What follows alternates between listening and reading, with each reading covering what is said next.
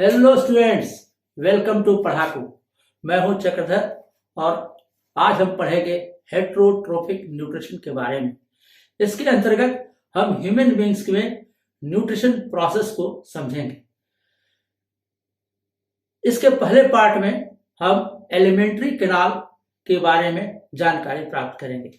यह alimentary canal क्या होता है, देखें। हमारे शरीर में बहुत से ऑर्गन्स हैं, जैसे nose, eyes, ears, throat, hands, legs, kidney, stomach etcetera. क्या ये सभी ऑर्गन्स डाइजेस्टिव सिस्टम के पार्ट हैं? नहीं, इनमें से कुछ पार्ट्स डाइजेस्टिव सिस्टम के अंग हैं और कुछ नहीं है। हम उन सभी ऑर्गन्स को देखेंगे जो डाइजेस्टिव सिस्टम के पार्ट हैं। ह्यूमन बींग्स में न्यूट्रिशन का प्रोसेस एलिमेंट्री कैनाल में होता है और यह एलिमेंट्री कैनाल एक लॉन्ग ट्यूब है, लंबा ट्यूब, जो कि 9 मीटर का होता है। और यह एलिमेंट्री कैनाल माउथ से लेकर के एनस तक फैला रहता है, इतना लंबा है। एलिमेंट्री कैनाल के डिफरेंट पार्ट्स होते हैं। ह्यूमन बींग्स में न्यूट्रिशन का प्रोसेस एलिमेंट्री कैनाल में होता है और यह एलिमेंट्री कैनाल क्या है?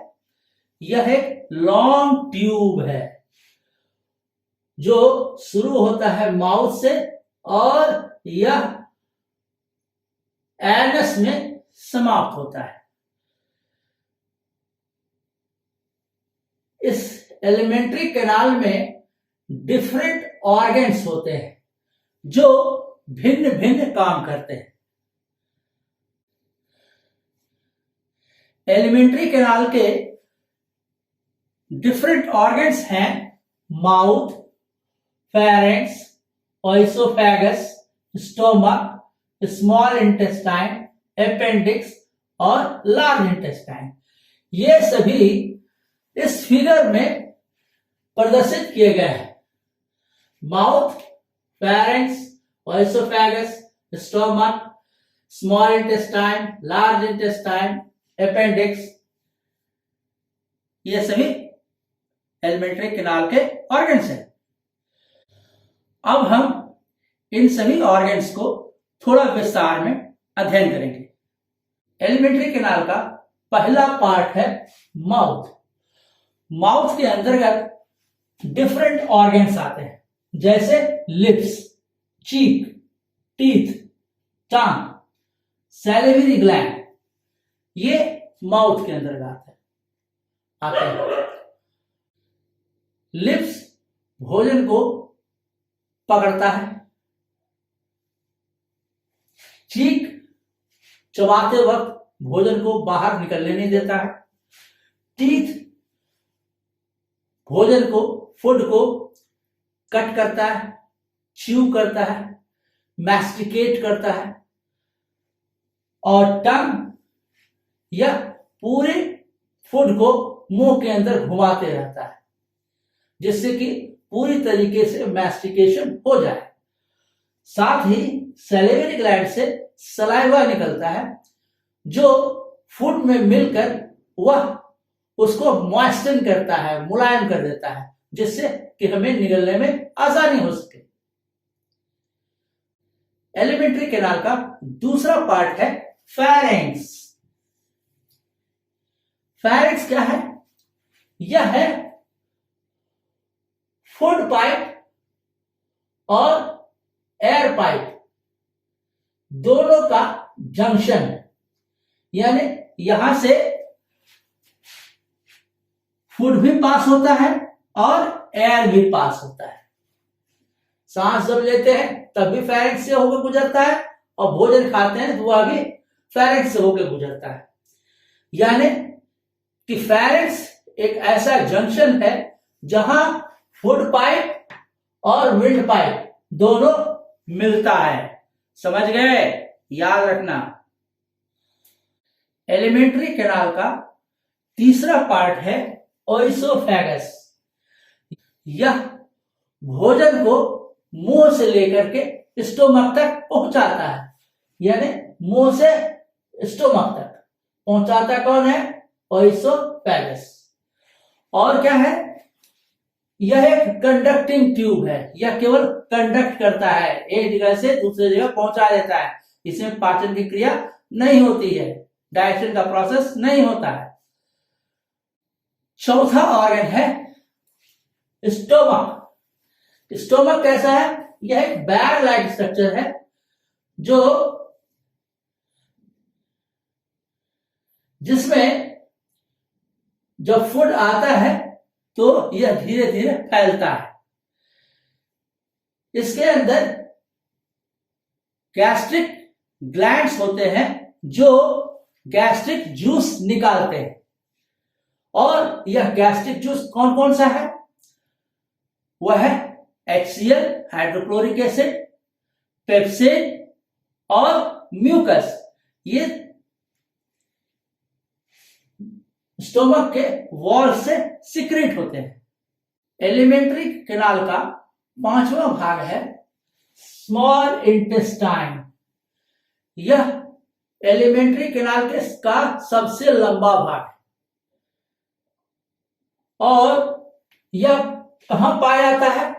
स्टोमक और लार्ज इंटेस्टाइन, इस दोनों के बीच में ये ट्यूब लाइक स्ट्रक्चर जो है इसको कहते हैं स्मॉल इंटेस्टाइन। अब देखो, एक गौर करोगे कि स्टोमक से के शुरू में यहां से जब भोजन अंदर की ओर आता है तो यहां पर एक स्फिंक्टर रहता है, एक वॉल्व रहता है जो कि भोजन को इसके अंदर नहीं आने देता है। स्मॉल इंटेस्टाइन में लीवर से और पैंक्रियास से, या दोनों रस को स्मॉल इंटेस्टाइन में डालता है। लीवर में बाइल बनता है जो स्टोर होता है गॉल ब्लैडर में, और गॉल ब्लैडर से बाइल जो है रस इसमें निकलता है, स्मॉल इंटेस्टाइन में आता है। पैंक्रियास भी अपना रस बनाता है, पैंक्रियाटिक जूस बनाता है, और पैंक्रियाटिक जूस स्मॉल इंटेस्टाइन में पैंक्रियाटिक डक्ट के द्वारा डालता है। गौर करोगे यह स्मॉल इंटेस्टाइन बहुत ही पतला है, ट्यूब है जो कि एक्सटेंसिवली क्वाइल्ड, पूरी तरीके से क्वाइल्ड स्ट्रक्चर है। चूंकि यह बहुत लंबा होता है, longest part of alimentary canal है और यहीं पर रहना है सबको, इसलिए पूरी तरह से क्वाइल्ड रूप में स्टोमक में पाया जाता है। यह क्वाइल्ड रूप में एब्डोमिनल कैविटी में पाया जाता है। नेक्स्ट पार्ट है अपेंडिक्स। यह एक ब्लाइंड ट्यूब है जो स्मॉल इंटेस्टाइन और लार्ज इंटेस्टाइन के बीच में पाया जाता है और मनुष्य में इसका कोई फंक्शन नहीं है। इसलिए जब कभी डॉक्टर्स पेट को का ऑपरेशन करते हैं तो वे अपेंडिक्स को काट के निकाल देते हैं, चूंकि इसका कोई फंक्शन नहीं है। और यदि किसी कारणवश भोजन का कुछ भाग अपेंडिक्स में चला गया तो ये निकल नहीं पाएगा और यह परेशानी करेगा, वह मनुष्य को बीमार बना देगा। इसलिए बाद में बीमारी नहीं हो, इसके लिए अपेंडिक्स को काट के डॉक्टर्स निकाल देते हैं। एलिमेंट्री कैनाल का अंतिम भाग है लार्ज इंटेस्टाइन। यह क्या है?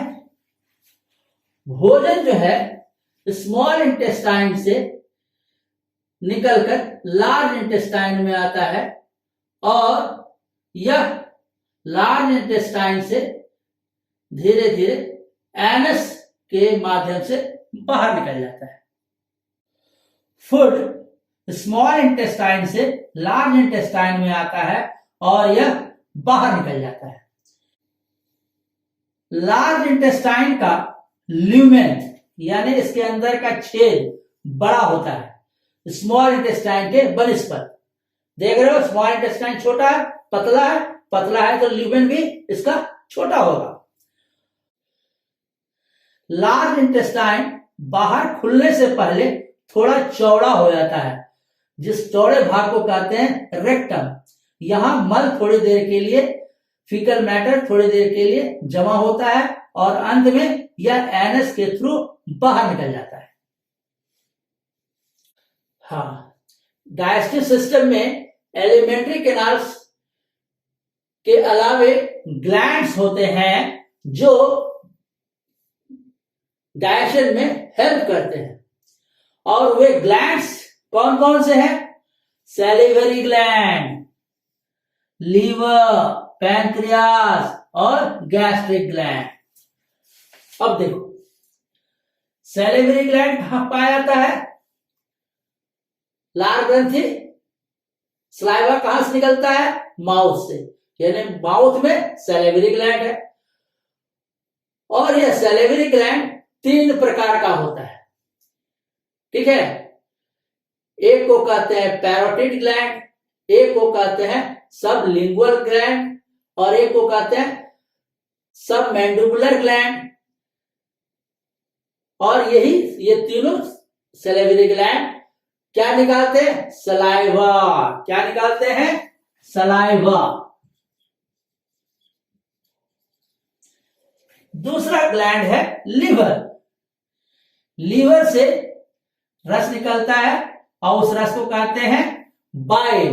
और बाइल जो है गॉल ब्लैडर में जमा होता है और यह बाइल डक्ट के द्वारा स्मॉल इंटेस्टाइन में निकलता है। और दूसरा ग्लैंड है पैंक्रियास। पैंक्रियास से निकलता है पैंक्रियाटिक जूस।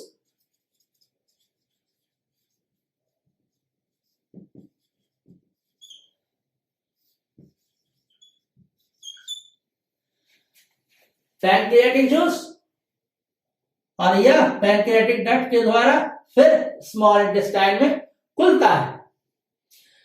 ये दोनों डाइजेशन में हेल्प करते हैं। तीसरा है gastric gland.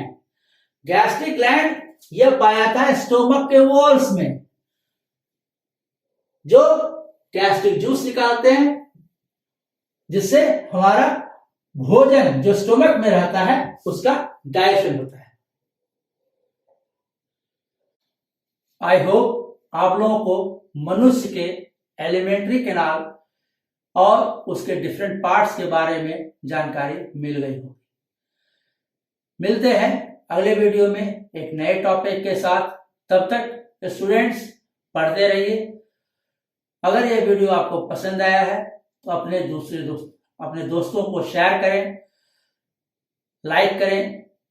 Take care, bye bye.